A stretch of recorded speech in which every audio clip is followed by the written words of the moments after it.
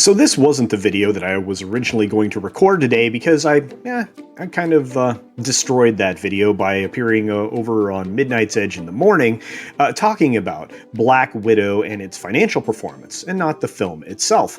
Of course, in that video, which you should probably, if you get a chance to check out that live stream, view it because it was excellent with lots of great analysis, some financial analysis there because Mexican Iron Man joined us, and of course all the insight that Andre and Tom can give you.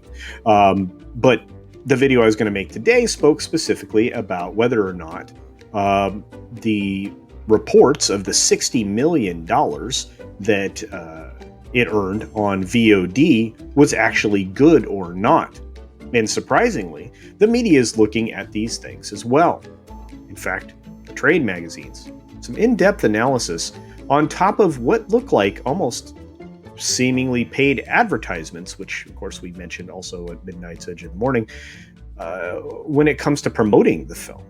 But like I said, let's take a look at some very, very critical thinking articles when it comes to this.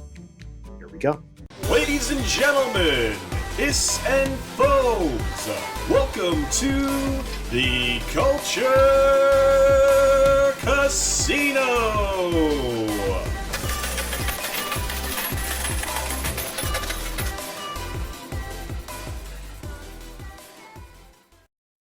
Marvel's Black Widow made $60 million on Disney+. Is that good? Well, Variety asked this question, and they do it in a brilliant manner, and what is normally reserved for their paying patrons, the in-depth analysis they do with their VIP subscriber service, is on display here. So, I appreciate that. Normally you pay for something like this. And looking at this, though, we are going to scroll down into the article, which gets to the heart of the question. Why did Disney decide to release its VOD numbers? It's an excellent question, and one that we talked about a little bit with folks over at Midnight's Edge in the morning. There's not a lot of reasons to do this unless there's a problem, or unless it's going to be a standard practice, which we'll get to in a moment. Disney, of course, declined to comment. That's where we're going to start. Yet, the sense, at least from rival studio executives, is that Disney wasn't initially planning on releasing the streaming revenues. But Marvel Studios movies come with a pristine box office track record across 23 features. Black Widow did start the weekend strong, but once ticket sales dropped 41% on Saturday to $22 million for the day, it became apparent that the film no longer had a shot of clearing $100 million in a single weekend. I guarantee you that played a significant role in us getting these numbers. This is not something that they like to. This is not something that they like to do. It's not something that any studio would want to do now. You want to continue to hide the performance of your VOD stuff because it doesn't serve you. It doesn't serve you to let people know what's actually happening behind the scenes. Because the investors are going to be able to take this and go, okay, Cruella wasn't very successful. So what does that mean in VOD sales? When you have things like Samba TV that are getting really close to predicting exactly how much money or how many views these streaming services get on these films. I mean, it's pretty impressive. Anyway, on Sunday, the studio claimed that Black Widow earned the highest domestic opening weekend for a cinematic Marvel Universe origin story. Notice the mouthful that they put there. It's Marvel Cinematic. Let me grab it. Marvel Cinematic Universe origin story. That's a lot, right? Of course, they want to break it down because they don't want the team up stuff. And that puts it after Black Panther and Captain Marvel. Except, as Variety points out, on box office alone, that's simply not true. Spider-Man Homecoming, $117 million. Iron Man, $98.6 million. Guardians of the Galaxy, $94.3 million. And Doctor Strange at $85.1 million. All made more than on their domestic debuts. Black Widow needed the Disney Plus revenue to push it past all those titles. Now, There could be an argument being made that the transparency required for this film, for their Disney Plus, may be a contractual thing for Scarlett Johansson, because she is paid a salary bump if this film hits $900 million. She gets another $6 million, I think. And that's would have come out in the wash anyway, maybe. I don't know, but it's really odd. Disney declined to disclose how much that $60 million came from domestic Disney Plus subscribers. That's interesting. The insight that Samba TV, which we'll take a look at here in a moment, gives us means that probably all of it came from Disney Plus domestic subscribers. So if we take, this is interesting. So if we're taking Disney's claim about Black Widow at face value, then all we know for certain is that it made somewhere north of $37.1 million from domestic premium access grosses in order to edge past the domestic debut of Spider-Man: Homecoming. And there you go.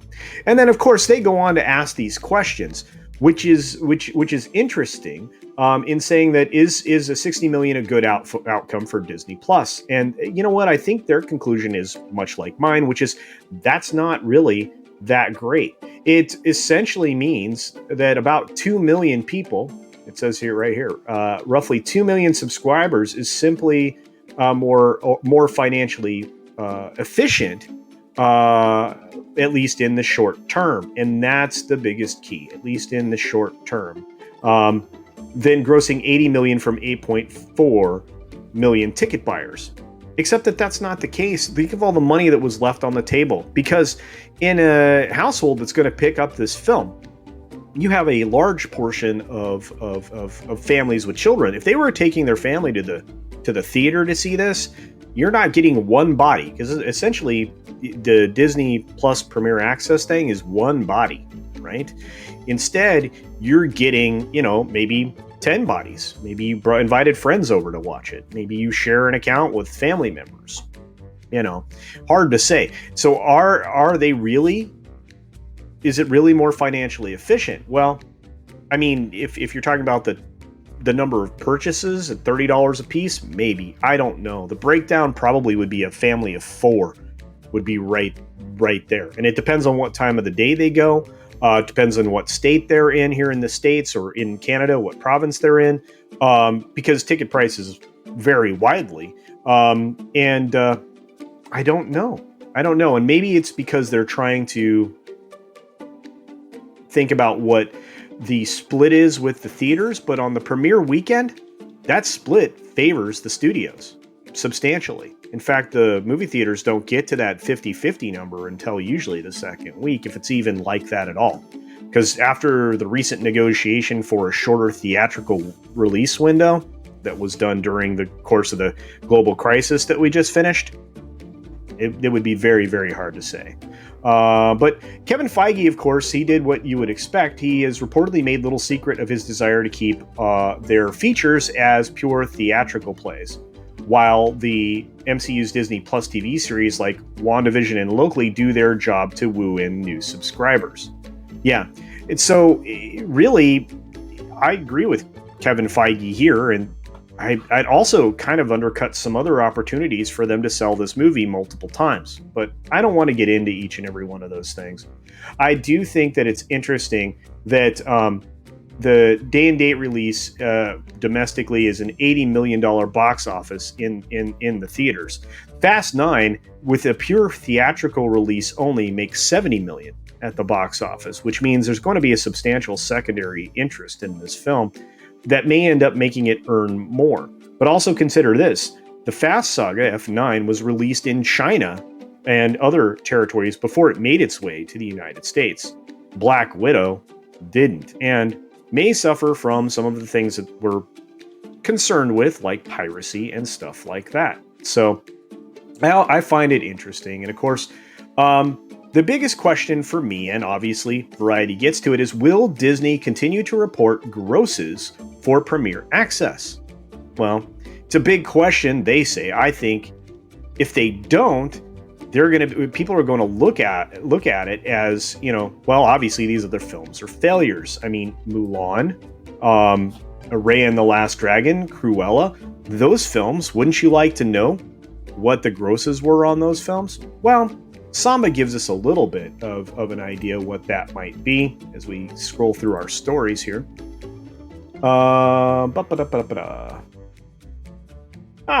Here it is. Black Widow racks up near 33 million in Samba TV US households. So this might be the $30 million Disney was talking about. And if Samba's this close on an estimate, what does that tell you? Samba TV actually measures 3 million US TV households, reports that 1.1 million tuned into Disney Plus for Marvel Black Widow this past weekend. That translates into 32.9 million. Of course, again, they're looking at the traffic that's associated with this, and it could be that people watch the film more than once, other members of the households watch more than once. It's hard to say. It's hard to say how this was viewed. Of course, they're only tracking the devices that Samba actually is involved with. But it does seem to line up with what Disney is saying. If that's the case, then let's look down here.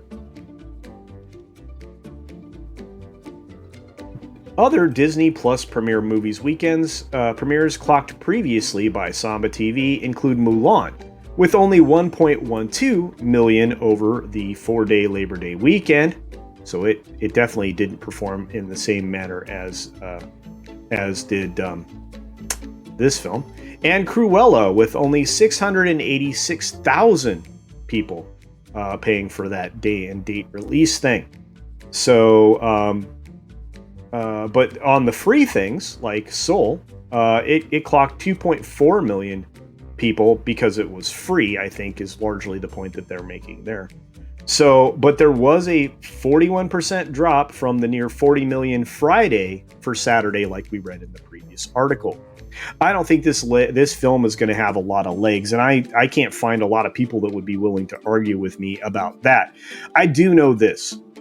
This film is going to not reach the heights that it's supposed to unless there's significant shenanigans going on. And I think there already have been some. We've seen people retweeting pictures of empty theaters just prior to showtime, and we've seen a couple of people take pictures after the show ends. Now, this is a Marvel film, so usually most people stick around to watch the post-credits scene. So I would be very intrigued to, other than anecdotally obtain data from the theaters, I would like the theaters, like they did before, to come forward and show the number of showings that were nearly sold out versus the number of patrons that actually showed up. I wonder if it's a repeat of the Captain Marvel thing. I hope not, for Disney's sake, because it's a lot of wasted money to artificially prop something like this up. As far as the film goes, you can find lots of other reviews out there, and I'm not going to talk about it here in this video. I do appreciate you guys checking out this unscripted, off-the-cuff type of presentation. Hopefully it was worthwhile.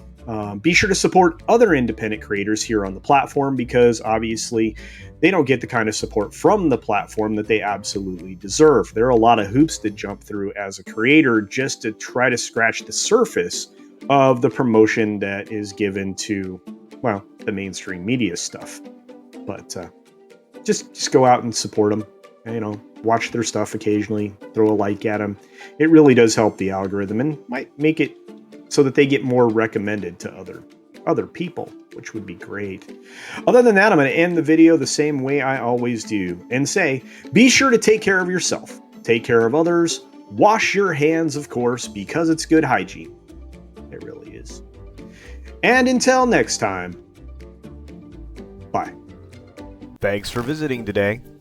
Be sure you're subscribed and hit that for alerts. Yay! Of course, like and share all of the videos that you can, as it helps with the algorithm.